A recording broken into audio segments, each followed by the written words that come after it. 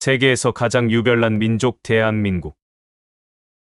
대한민국의 역사는 고대부터 현대에 이르기까지 다양한 사건과 변화를 겪어온 복잡한 여정으로 기원전 2333년 단군 신화에 등장하는 고조선의 건국으로 시작되며 이후 삼국시대인 세 나라였던 고구려, 백제, 신라와 통일신라, 고려, 조선의 역사적 발전을 거쳐 1910년 일본의 식민지 지배를 받게 되면서 민족의 고난이 시작되었고 1945년 제2차 세계대전의 종전과 함께 해방을 맞이하였으나 고지어 남북 간의 이념 대립으로 1950년 한국전쟁이 발발하여 많은 인명피해와 파괴를 초래하였고 전쟁 후에는 미국과의 동맹을 통해 경제 재건에 나서며 급속한 산업화를 이루었고 1980년대에는 민주화 운동이 활발히 전개되어 1987년 민주화 선언을 통해 직선제 개헌을 이루어내며 정치적 자유를 쟁취하였으며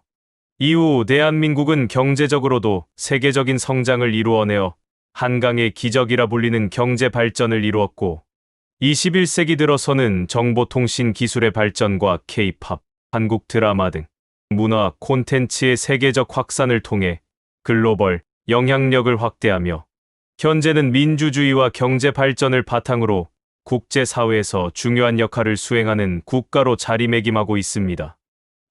이렇게 유구한 역사를 가진 대한민국은 작지만 강한 저력을 자랑하는 세계에서 몇 안 되는 선진국의 하나입니다. 하지만 우리나라처럼 유구한 역사를 지닌 민족은 찾아보면 생각외로 많다는 것을 알 수 있습니다. 그럼에도 전 세계에서 가장 유별난 민족이라고 알려진 대한민국에 대한 여러분들은 어떤 생각을 가지고 계신가요? 물론 한때는 헬조선이라고 하여 이 나라를 등지고 이민을 가는 것이 현명한 선택이라고 말하며 내 나라를 떠나 타국으로 이민을 가기도 했습니다.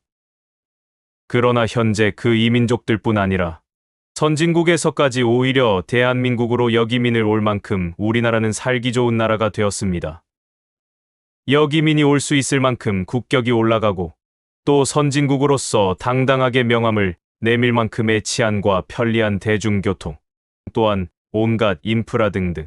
그럼에도 개인주의가 만연한 선진국들과는 달리 우리 민족은 평소에는 개인주의가 강한 것 같다가도 위기가 오면 약속이나 한 것처럼 뭉쳤다 흩어졌다를 반복하는 대단한 민족이라고 세계인들이 엄지척을 하곤 합니다. 개인적으로 솔직히 내가 있기 위해서는 나라가 먼저 있어야 하기 때문에 나라가 위태로우면 당연히 국민인 내가, 아니, 우리가 나서야 하는 것 아닌가 싶은데 선진국들의 국민들은 나라보다는 개인이 우선시되는 것인가 봅니다. 그것이 아니라면 굳이 왜 우리나라 민족이 유별난 민족이라고 할까요? 대한민국은 역사적, 문화적, 사회적 요인들이 복합적으로 작용하여 독특한 민족성과 강한 단합력을 지닌 나라로 평가받고 있습니다. 이러한 특성은 위기 상황에서 더욱 두드러지게 나타나며 한국전쟁과 분단의 아픔은 국민들에게 공동체 의식을 심어주었습니다.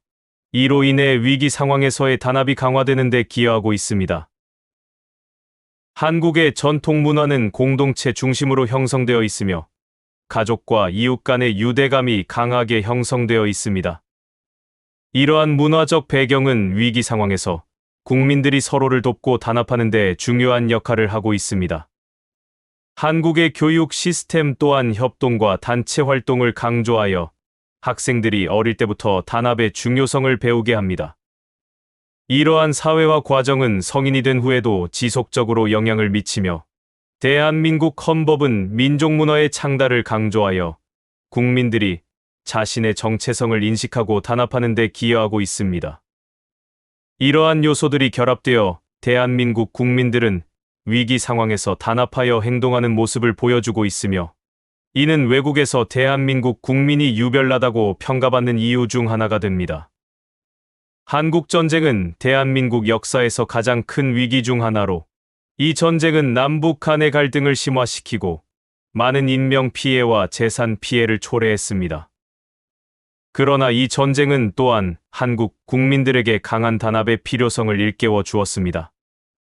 전쟁 중 많은 사람들이 서로를 돕고 희생하며 공동체 의식을 발휘했습니다. 이러한 경험은 한국 사회의 뿌리에 깊이 박혀 있으며 위기 상황에서의 단합은 한국인의 정체성을 형성하는 중요한 요소로 작용하고 있습니다. 또한 한국의 전통 문화는 공동체 중심으로 형성되어 있습니다.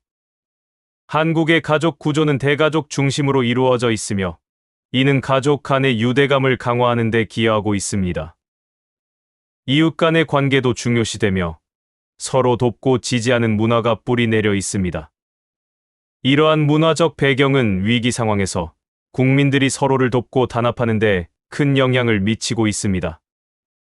예를 들어 자연재해나 사회적 위기 상황에서 한국 국민들은 자발적으로 모여 도움의 손길을 내밀며 이러한 행동은 공동체 의식을 더욱 강화하는 데 기여하고 있습니다. 한국의 교육 시스템은 협동과 단체 활동을 강조합니다.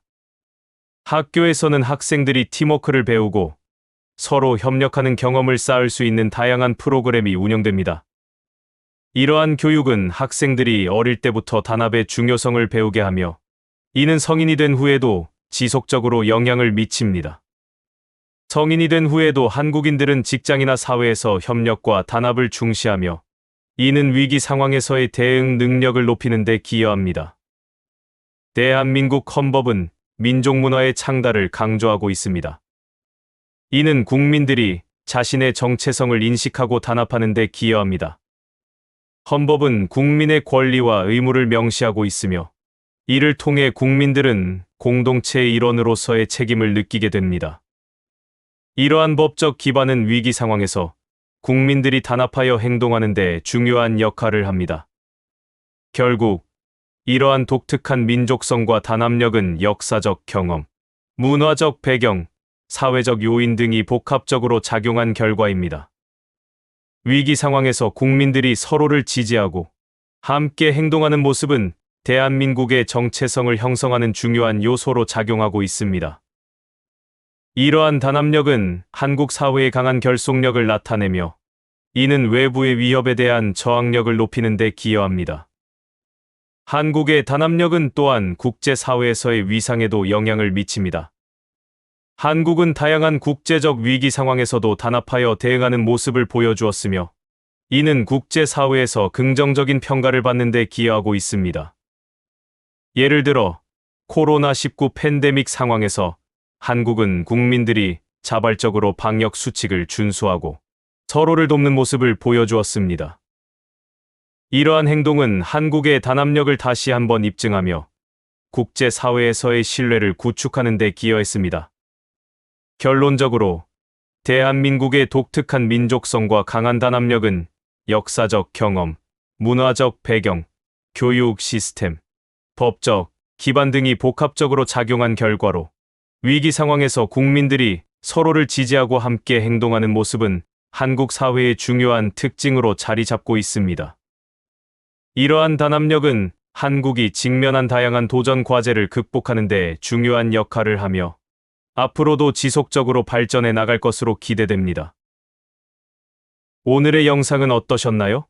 다소 부족하더라도 너그럽게 이해 바라며 구독과 좋아요를 통한 좀 더 재미있고 유익한 미스테리를 찾아서 소개해 드리도록 노력하겠습니다.